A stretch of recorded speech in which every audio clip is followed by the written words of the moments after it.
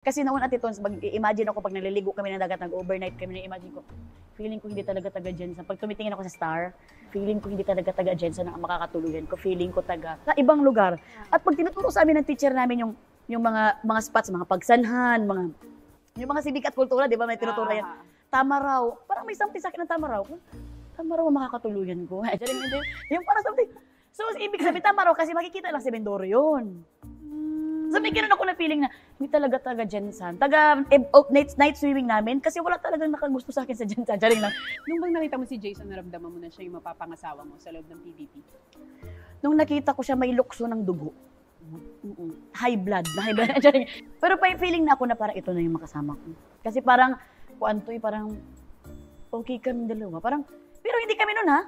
Parang naganin ako, parang okay siya sa akin.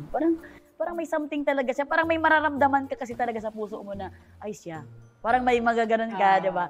Hindi ko lang alam. Sa akin lang yun na-experience natin. Hindi, pero totoo yun kasi ganun din ako eh. Yung parang pag nakita mo yung mukha ng isang tao or isang lalaki, ay, game Parang over. siya na. Ito na to. Diba? So, ganun din na naramdaman. Ganun na nangyari, nang naramdaman ko kay Jason. At saka, meron siya yung parang, hindi ko ma-explain, pero talagang, parang home. Parang siya ang home sa akin. Parang, pag siyang kapiling ko, parang bahay na to. Kung saan ka at home, yung pakiramdam mo, yung alam mong pwede kang maging totoo sa sarili mo, yung alam mong tatanggapin ka ng buong buo kahit ano ipakita mo sa kanya, kahit ano itsura mo, ay,